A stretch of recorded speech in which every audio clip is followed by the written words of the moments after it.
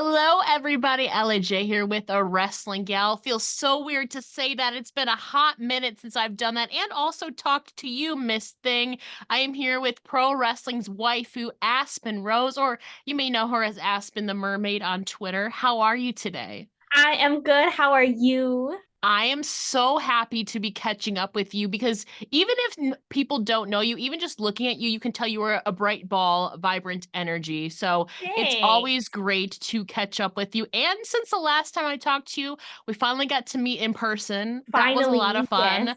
A year and a half ago. I can't believe I've known you for 4 years now. God bless one good thing came out of the pandemic, Aspen. One good thing. How are you? You've been doing so much lately, my friend. I don't know how you keep up with Twitch streaming, I don't wrestling, know you've been doing your either. cosplay, you've been doing your Playboy stuff. You've been doing so much. How do you manage your time? I'm so I curious. don't. That's fair. I do It's so fair. many things at once, honestly. And then it's like wrestling is all over the place. Yeah. Twitch is doing well. And then it's like, hey, and then whenever I have a little bit of free time in there, I gotta shoot content and do Yeah. cosplay, and it's a lot, but I think I manage okay.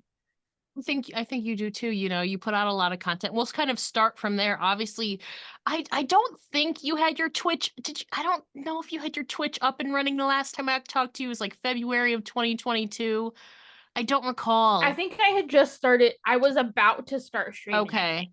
Yeah, and so now it's kind of become a regular thing for you. It's a weekly commitment for you. So for those who are not already following you there, you absolutely should be. Can you kind of explain what kind of content you stream and talk about the platform? So, Twitch, it's been a lot to learn. It's very different compared to even just like TikTok or Yeah. Twitter or anything like that. But it's been a lot of fun. My main thing, especially even when I first started streaming, was I wasn't going to be streaming to like talk wrestling and watch wrestling and all that stuff because there's plenty of people that do that already. Effie does that, Speedball does that. Like there are people that do that already and it Yeah. works. And plus most of the time they're sharing their knowledge that they have and it's wonderful. Um I was like, okay, those markets are already taken. We don't need another wrestler on Twitch talking about wrestling. Um, since I was little, I've always been a huge video game nerd. I've practically have had almost every gaming console at this point, give or take a few here and there. And some of the games that I play, like I play a lot of open world games or like JRPGs, and that's not really a niche in wrestling, really. So any wrestlers that are playing games, they're just playing like party games or Fortnite or whatever. And I was like, man, I just need to go on here and just play the games that I want to play. And it just so happens that I wrestle. And especially with the games that I do play, especially with a lot of them being like Japanese and anime influenced and stuff, I've found like a community there who are then coming in and being like, oh, wait, you wrestle? That's also like really cool. So I'm basically taking like my wrestling stuff and merging it with like my anime video game nerd side that I've had since I was little and just having a happy little family. Now, I know Twitch has absolutely obviously boomed since the pandemic to where it's a lot of people's like full-time kind of gig in content creation, all of that. Your kind of content creation in multiple platforms. But with Twitch specifically, what are your goals when it comes to Twitch? And kind of did you have a necessarily intention when starting it up, or was it more for fun initially? It was kind of both. I had randomly done like two Twitch streams back in like 2018 or Mm, something like that because I was able to do it directly from I think like my PlayStation. yeah. But I didn't have a camera, so it was just people listening. And then I think on the second stream, I was able to like set up a camera through my laptop I had at the time, but it was awful. I didn't know what I was doing, and I didn't have a computer. Um, so it was just kind of like, hey, I am buying a PC and I want to stream. Like that was like the immediate thing. It was immediately get a computer, stream. And with the JRPGs and stuff that I play, that was like my immediate thing is like, I want more people to know about these games because most people, even that are in like RPGs and open world, they might obviously know like Final Fantasy because that's like the Yeah. biggest thing all across the board. And then people are into like Assassin's Creed and Horizon Zero Dawn is done really well. But most of the people that I've encountered from wrestling don't really know about the JRPGs that I play. So I was like, hey, this will set me apart. But then also a thing I've learned being in Twitch and just in content creation in general. Um, Twitch, there's a lot of people, and people who are going on and playing like Overwatch and Fortnite and Final Fantasy Online, there are already 30 million people streaming Yeah. those games. So they adding another one isn't going to make that much of a difference. Whereas a lot of the games that I'm playing are a little bit smaller communities. So then it's been able to get me new eyes on me, but then also in turn in wrestling and stuff like that. But Twitch is hard to grow on. I've had a handful of other wrestlers and stuff reach out to me being like, hey, like I want to try Twitch streaming. I would like to make a couple extra bucks. And I was like, nope.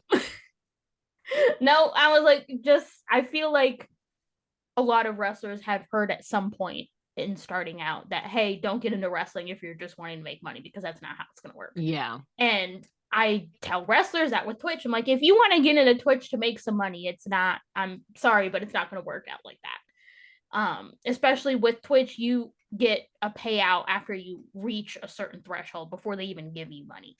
And so if you have a slower month, you might not get money for that month. That's just how it happens.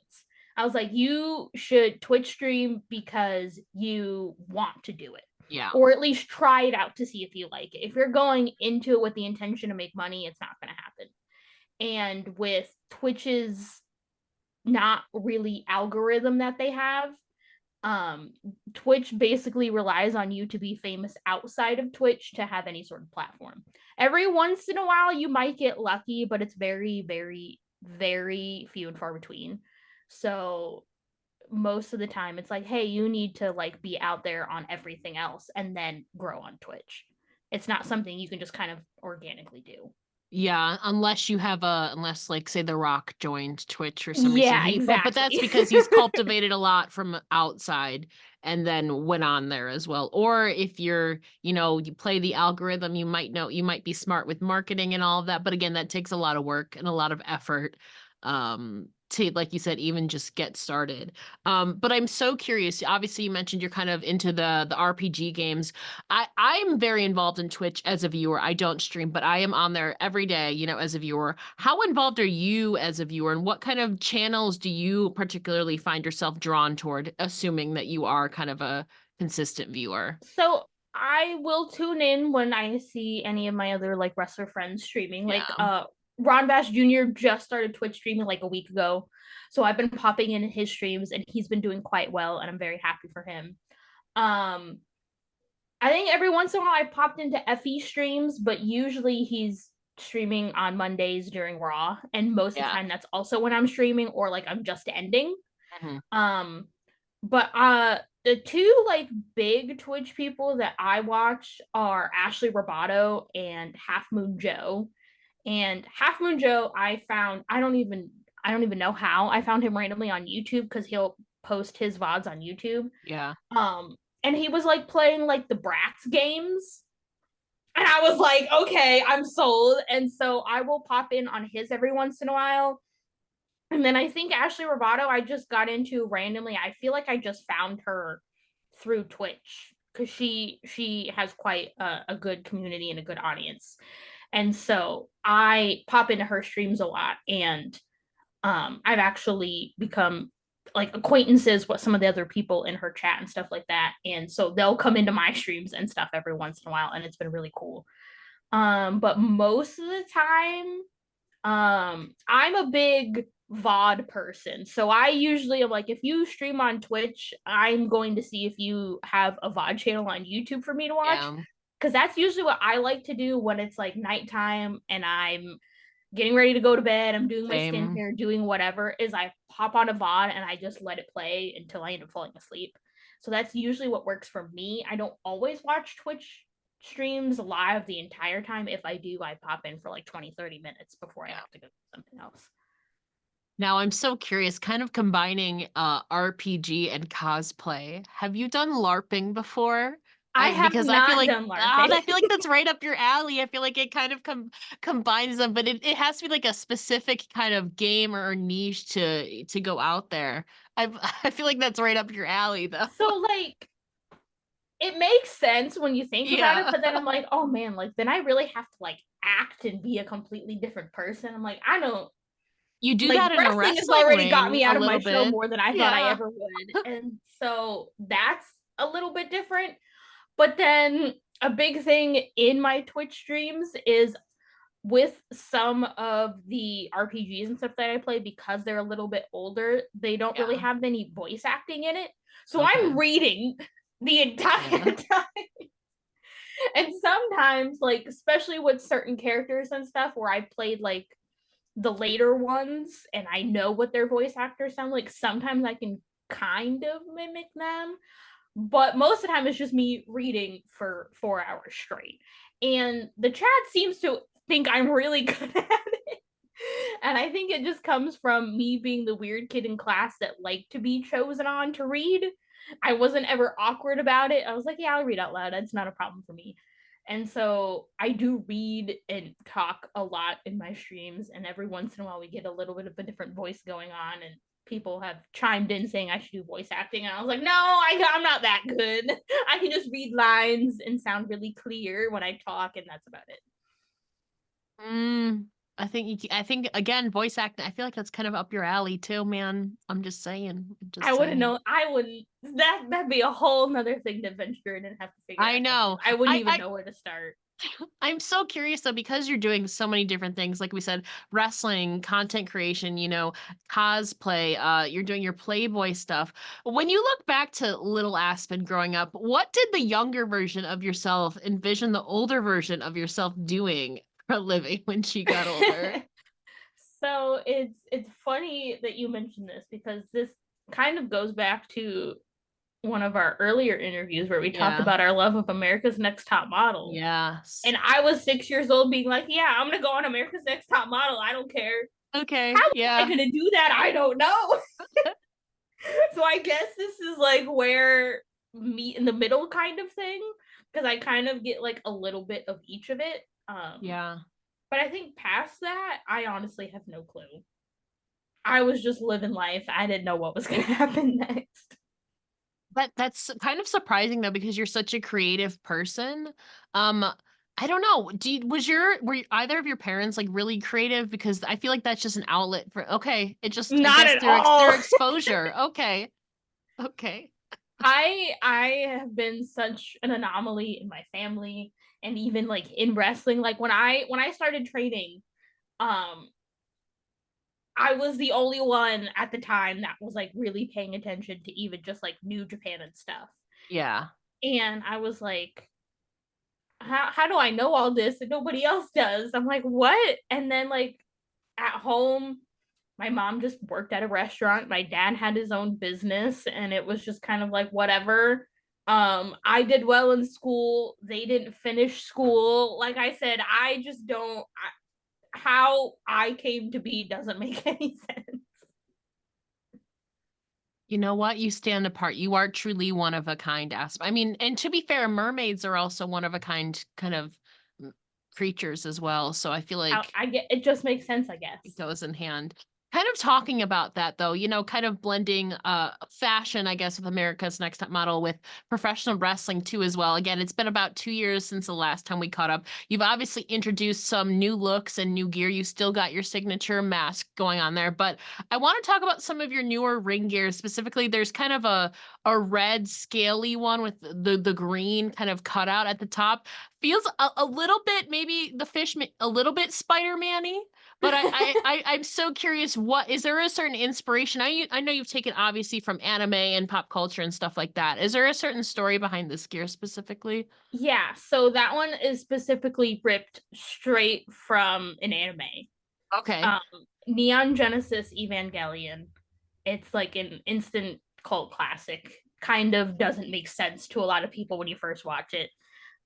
And they have what they call plug suits, which they wear when they get in these giant mecha things and control them.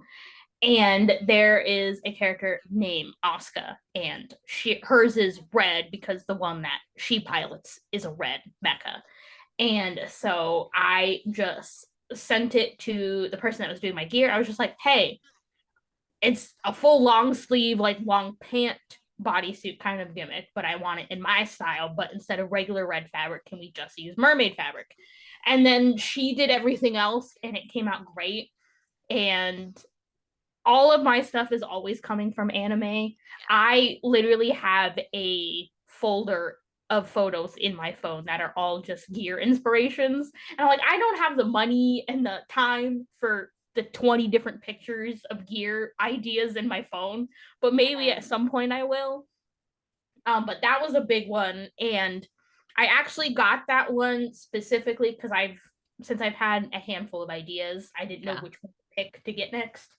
And when I found out I was teaming with Akasakawa during Mania in 2022, Yeah.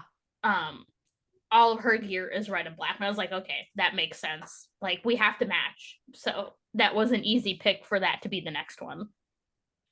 I'm so curious now what other ideas you have in this Oh phone goodness. Here, folder. I What are can pull it. some of the other ones that have not materialized that you're kind of thinking about? Let's see.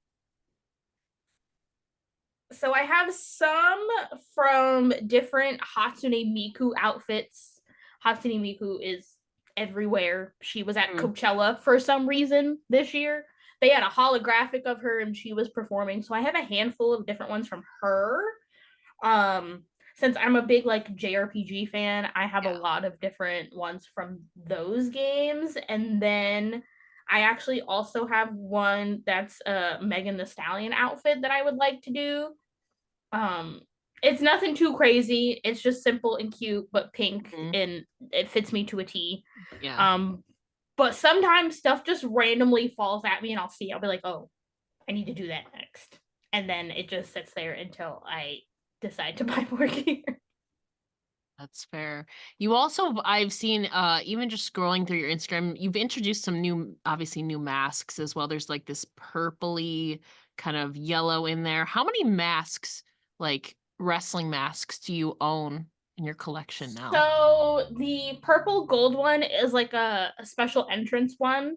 Okay. I don't wrestle in that one because that one's big Mm, and metal and would probably hurt me or somebody that's else. fair. And then I have a all black one with a little chain on it that I have usually been wearing because that one's the most comfy and doesn't move around at all. Mhm. Just the chain kind of gets in the way sometimes. And then I have a regular black one, a like metallic navy blue one, and then a rainbow one. So I currently have like 4 different ones. Okay. Oh, and then I have one that's all hearts. I totally forgot about that one because the I design is don't all think I've different. seen this one. That one, I don't think I I have. debuted that with the red gear during Okay. Mania in 2022 because I was like, Okay. everything's red, so it just made sense. Yeah, that makes sense. You've obviously very well established your character and stuff, but you're 9 years that like since your debut. Crazy. Time flies by so fast. Was That's kind insane. of was kind of the mermaid look and presentation your original plan when you were first coming up, or what was your initial kind of character visions when you were first coming up and trying to The establish mermaid has yourself? been it since day one. Wow. I The don't think a mermaid, lot. literally, my first match was a student battle royal, and we Yeah. all had to wear the shirts of our school, and then we could wear whatever else. Hmm. And I had these pair of metallic blue mermaid leggings, and I got my grandma to cut them into shorts and then kick pad covers, and I wore that. And everybody else was just wearing like plain black bottoms and or like some of the Yeah. dudes I think wore like basketball shorts or whatever, and I just had something that somewhat looked like gear. And yeah, the mermaid thing has literally been since day one. Because I was always experimenting with like different colors in my hair, and Yeah. so people's natural thought about it was that, oh, it's mermaidy and whatever because it's blue or purple or pink and whatnot. And I was just like, at that time I didn't know anybody else that was doing it, and I was like, that's something that would set me apart. Even going into a student battle royal, I was like, we're all gonna look real basic and new. I needed something that was gonna make at least me stand apart from everybody else. So I was like, hey, even if they don't pay attention to anybody's name, they're gonna remember there was a mermaid girl in that ring, and that's all I needed. And so it's just kind of slowly progressed from there. Again, I feel like that's kind of an anomaly in a good way, because I feel like most people that I've talked to have had completely different visions, or they start out as one thing and then it gets trashed to the side, or they've had multiple different character variations, but you've stayed very consistent with that because so many people reinvent themselves, but you've stayed consistent with that. Have you stayed consistent with that, or have you thought about ever veering off that path potentially? Honestly, I haven't, like, the mermaid thing, regardless of different evolutions I've had of it. Yeah. That's something that I've always like stuck to. So that's why, even like with my gear, going back to my gear making, regardless of what ideas I have, I always tell them, like, hey, whatever main color or a big part of the gear that we do, something in it has to be mermaid scale. Because as much as I am like leading into the anime thing and whatnot, the Yeah. mermaid thing is still there. Like, it's still me, and mermaids are mythical creatures. Anime is fun and most of the times mythical and doesn't make any sense. Yeah. And so I just feel like it kind of works together in its own way. So yeah, I've had my different progressions of the mermaid, but it's always kind of been the same like standing point. Yeah, that again, I think is so amazing, because I feel like most wrestlers have gone through different variations, or it takes them really time to figure out who they want to be. But you've seemed to figure out, at least loosely, who you've wanted to be since day one, which I think is really awesome. And especially that it's lasted the longevity of it now. Next year's going to be a decade for you, which is crazy, crazy. At this point, though, you're a vet, obviously, and you're probably working with a lot of newer talent. Have you kind of come into that role yet, or have you felt like you're at that veteran point now in your career? Not at Even though all. you kind of are, though, at this point, I feel like. Not at all. And it's weird because I do get some people that will like talk to me with like advice and stuff like that. Yeah. And they'll be like, yeah, like, I've watched some of your matches and like this stuck out to me and the way you thought about this was so good. And I'm like, you're noticing things that I didn't even notice about myself. Mm, So I definitely don't feel like a vet whatsoever. Um, Not at all. I still feel like I'm green and I don't know what the heck that I'm doing. I'm just here, and sometimes it works. And I think it could be also just because, granted, I've never had like hundreds of terrible incidences. I mean, I think some people in wrestling have had one or two, which, mm, like, that happens. And I've had one or two things here and there, but I've never had anything like long standing or like happen 100 times. But I've still seen different perspectives and stuff like that, even from like other people. And so I've never wanted to be like, hey, I've been wrestling longer than you, so I know more. And like, that's just never yeah. ever been my thing. I don't mind helping people whatsoever. I will do that all day. Some people like to pick my brain about wrestling, which is so strange. But yeah, I think it's just because I don't ever want people, even that are coming up, to like feel uncomfortable and stuff like that. And especially with the day and age we are now, as like we still have moments where like women's wrestling is doing all these really cool things and these amazing things, and then of course there's one sucky thing that has to happen. And so we still have to like fight back and forth with it. Yeah. So I always just want everybody to be comfortable and figure out things and not feel like they have to do something because somebody that has been in the business longer than them told them to. So yeah, I think it's more just I like teaching and helping people, but I'm not going to be like, hey, I know more than you, so you're going to listen to me, kind of thing. Yeah. And I feel like that's a good thing too. I mean, obviously everybody has different approaches and also how they learn, but I feel like overall that's a good kind of attitude to have because I feel like it can also burn some bridges. Just don't be a dick is what it is. Pretty Just much. basically don't, it's not hard, but like you said, some people haven't learned that lesson yet, unfortunately. Even if whether they're vets or not. But Yeah. kind of reflecting on your now almost decade career, how do you think that you've grown as a person and as a competitor?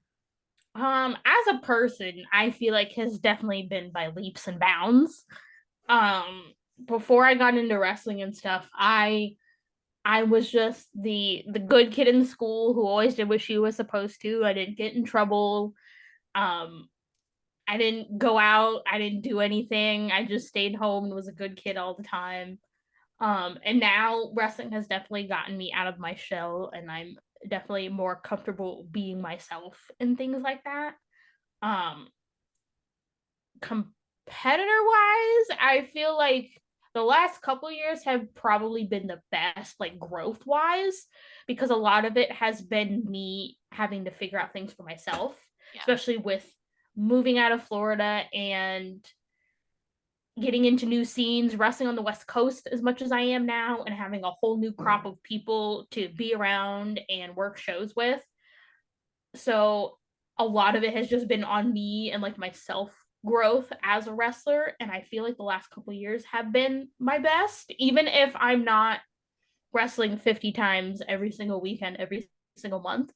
I'm at that point where I feel like I don't have to do that because one, I only have this body and I haven't gotten any like terrible injuries Knock besides on breaking my wood, collarbone when I wherever you first are, started. knock on wood right now, girl. Yeah.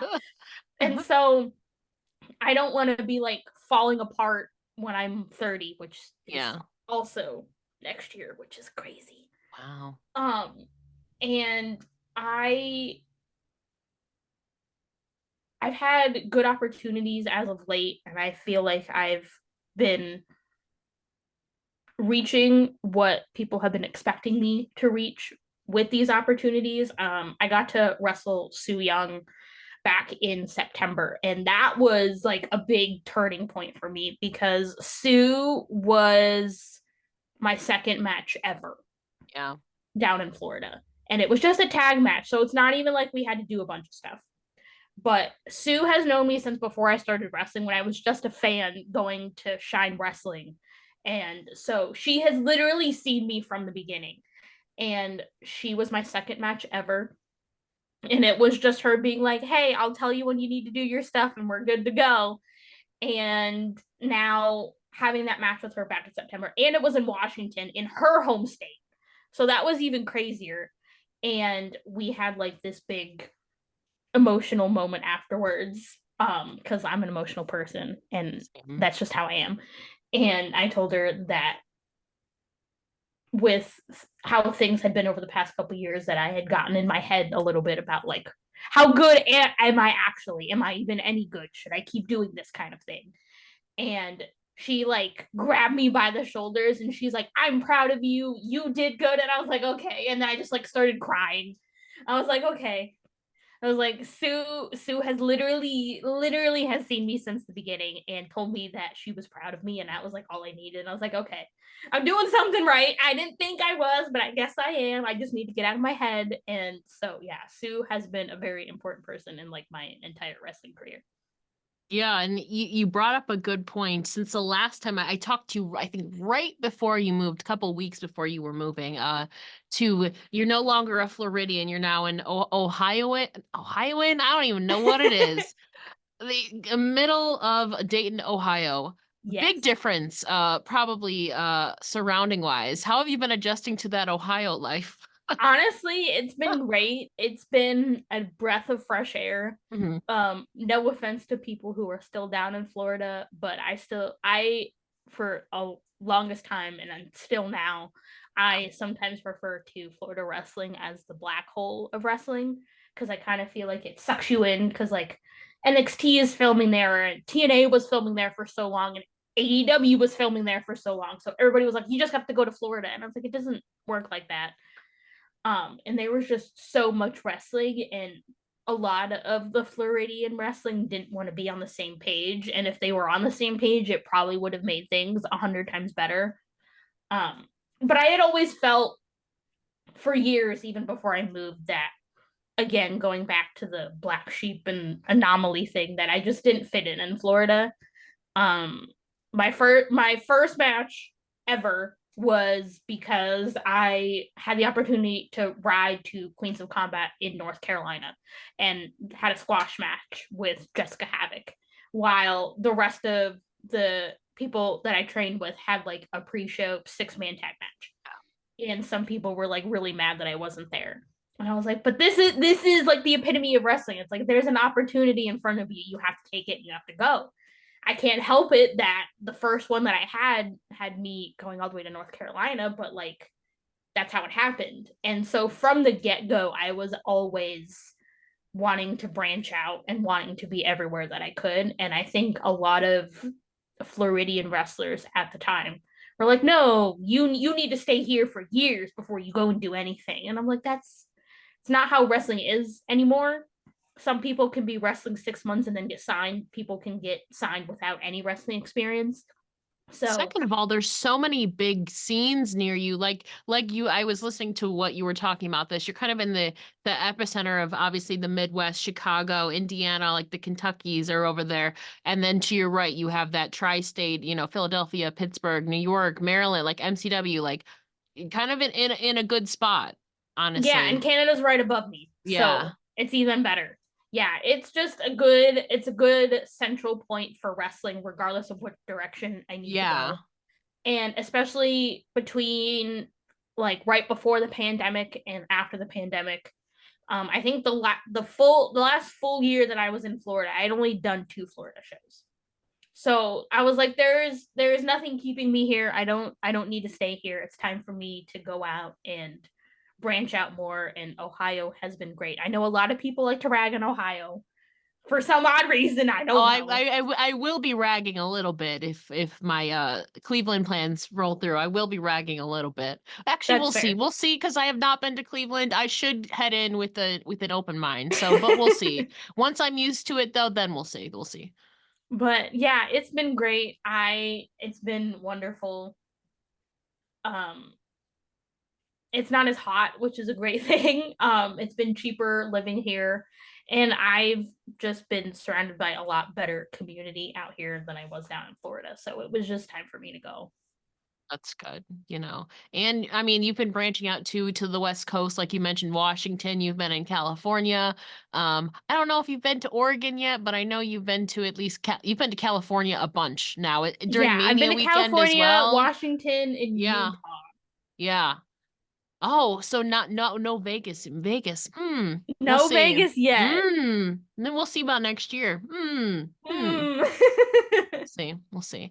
As we're looking towards the future now, you kind of uprooted your life. You're doing amazing things all across the US. Hopefully we get you more international too.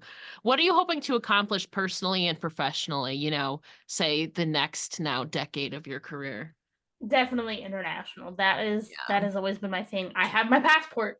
I am prepared. We've been working on things. Yeah. And I've always told people like I just have a feeling that if and when I go to Japan or the UK, that one of those I'm just not gonna want to come back. Yeah. I'm like, you're just gonna buy me a one-way ticket and I'm just gonna stay there. And that's just how it's gonna be. Cause I just feel like that is where I belong. I have a tag partner out in Japan who didn't hear this from me, but may or may not be back soon. May or may Okay. not be here in August. But I'm just saying. Okay. There's a Kitsune show on August Yes. 18th. Yes. If you haven't seen that announcement, and we already have the first announcement, which Zia Lee is gonna be on it, I which is know. I saw crazy. that. Yeah. So yeah, things are happening. Um, but and then I have a handful of friends and stuff out in the UK, and I just feel like one of those, whether it's Japan or the UK, one of those places is gonna be it. And I feel like that's where I'm gonna want to stay. That's fair. I feel like, I mean, especially Japan, you know, you're immersed in all that culture, obviously, with anime and all that, but also the kind of the legacy that it has in professional wrestling too as well. It's kind of hard not to, I feel like it's like kind of just made for you. But the UK again, I have so many friends over there as well. And the UK scene again, obviously a lot more accessible too as well. Like obviously it's a lot smaller than the US, but it's Yeah. everything is pretty accessible, you know, and all of that too, which is an awesome bonus. Yeah, it blows my mind when they're like, "Oh yeah, I have to take a 2-hour train ride." I'm like, 2 hours? I Yeah. wish. Yeah. I wish that's how things were all the time. And they're like, "Oh, I'm in London this weekend, and then I'm in Germany, and then I'm back." And I'm like, "Yeah, and if you're on a plane, you're on the plane for like 3 hours and you're done, and you're in 3 different countries like that." Yeah. I Yeah, wish. I need to be there. I think I'm Um, made for Europe more so than Japan like now that I'm thinking about it. my like if we really want to get into like specific things, Mm, I was actually talking about this with the Kitsune promoter Eric the yeah. last time I was there. Just kind of talking about like my goals and stuff, and I had mentioned Japan and the UK and stuff like that. And but the big thing for me, because like I've done a lot, which is weird to say.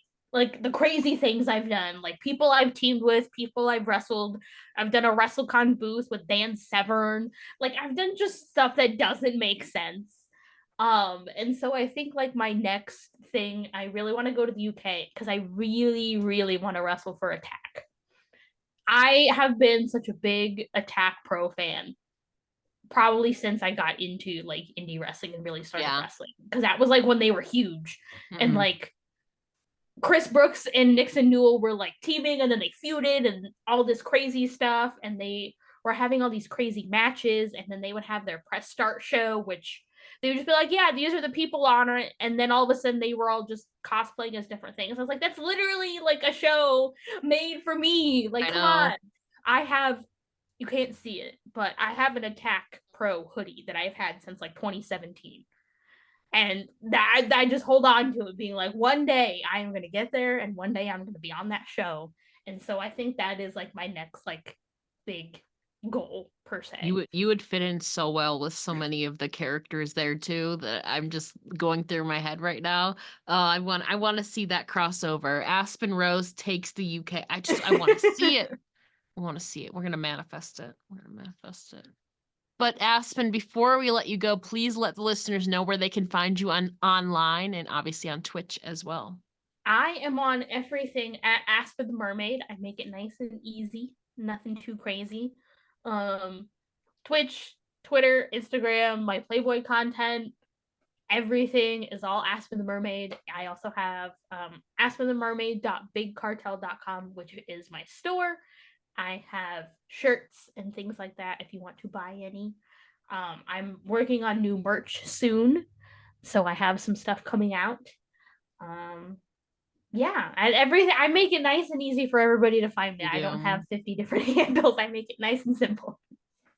Well, Aspen, thank you so much for catching up with me. Obviously, we're looking forward to everything you have coming up and hopefully a reunion sometime, maybe this summer. We'll see what Maybe. happens. August is a Maybe. good month. I was born in August. It's a good It month. was. It was. I'm from, yeah, August is besides the heat. It's in Cleveland though, so it can't be, you can't It it'll be shouldn't better be than too bad. Florida. It'll be better than Florida, we'll say that. Yes. Aspen, thank you so much for chatting Thank with you. me here Thank again you. today.